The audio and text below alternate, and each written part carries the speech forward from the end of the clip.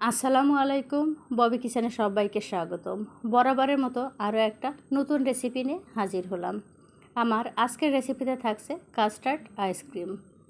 অল্প কিছু উপকরণ দিয়ে কিভাবে ঘরে তৈরি করা যায় মজার আইসক্রিম, আমার আজকের রেসিপিতে সেটাই থাকছে।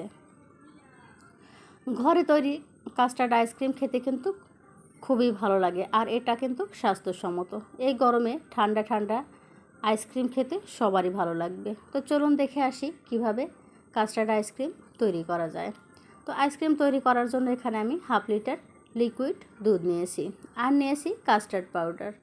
তো আমি এই কাস্টার্ড পাউডারটা ব্যবহার করছি। আপনারা চাইলে যে কোনো ব্র্যান্ডের কাস্টার্ড পাউডার ইউজ করতে পারেন, অথবা ঘরে তৈরি কাস্টার্ড পাউডারও ইউজ করতে পারেন। তো আমি এখানে 3 চামচ কাস্টার্ড পাউডার দিয়ে দিচ্ছি, আর দিয়ে দিচ্ছি চিনি দিয়ে দিচ্ছি আমি 1/4 কাপ। চিনি এবং কাস্টার্ড পাউডার আমি ভালোভাবে দুধের সঙ্গে মিশিয়ে নিচ্ছি। এরপরে চুলাটা আমি জ্বালিয়ে দেব। তো এটা 2 থেকে 3 মিনিট রান্না করার পরে কিন্তু এভাবে ঘন হয়ে আসবে। তো আমি আরও একটু নেড়ে চেড়ে জাল দিয়ে নিচ্ছি। তো এটা রান্না করার সময় অবশ্যই কিন্তু অনবরত নাড়াচাড়া করতে হবে, নইলে কাস্টার্ড পাউডারের কারণে কিন্তু দলা বেঁধে যাবে।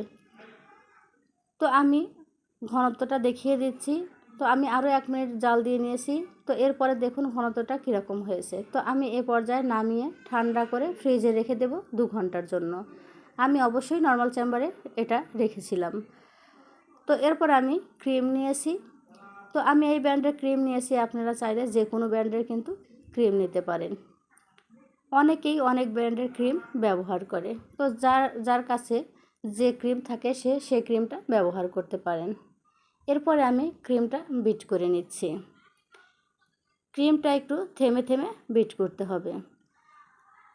আর আইসক্রিমের ক্রিম আর কেক বানানোর ক্রিম কিন্তু এক না, 2টা ক্রিম কিন্তু আলাদা আলাদাভাবে বিট করতে হয়। আইসক্রিমের ক্রিমটা কিন্তু আরও হার্ড করে বিট করতে হয়। তো আমি এ পর্যায়ে কাস্টার্ড যে মিশ্রণটা করেছিলাম সেটা কিন্তু দিয়ে দিয়েছি, দিয়ে আবারও আমি ভালোভাবে বিট করে নিচ্ছি। তো এটা কীভাবে বিট করা হয়েছে বা কীরকম হয়েছে দেখেই কিন্তু বুঝতে পারছেন। তো আমার মেয়ে এই সময় একটু ডিস্টার্ব করতেছিল, তাই ওকে একটু দিয়ে দিলাম। তো আমি আবারও বিট করা শুরু করলাম। আইসক্রিম তৈরি করার সময় কিন্তু বাচ্চারা খুবই ডিস্টার্ব করে, আর ফ্রিজটা যে কতবার খোলে সেটা যার বাচ্চা আছে সেই বুঝতে পারবে। তো দেখুন আমার কিন্তু বিট করা হয়ে গেছে। আর যখন আপনারা কেকের ক্রিমটা বিট করবেন তখন কিন্তু এটা আরও বেশিক্ষণ বিট করতে হবে।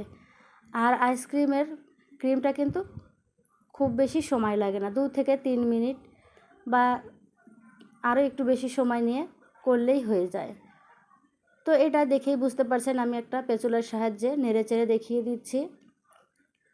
তো এরপরে আমি 2টা বাটি নিয়েছি, আমি এই আইসক্রিমটা বাটিতে দিয়ে দিচ্ছি। তো আমি যে পরিমাণে আইসক্রিম তৈরি করেছি, তো আমার এই 2টা বাটিতে হয়ে গেছে। তো এরপরে আমি বাটিটা ঢেকে দেব।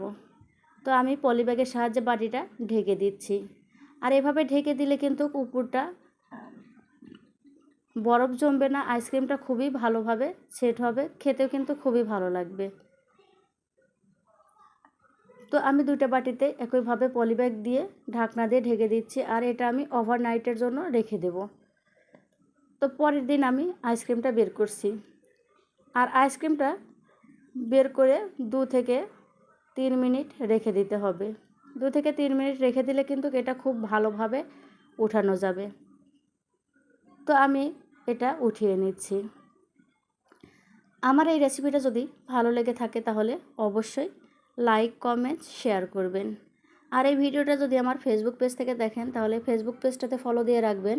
আর যদি ইউটিউব চ্যানেল থেকে দেখেন তাহলে ইউটিউব চ্যানেলটাকে সাবস্ক্রাইব করে রাখবেন পরবর্তী ভিডিওগুলো দেখার জন্য।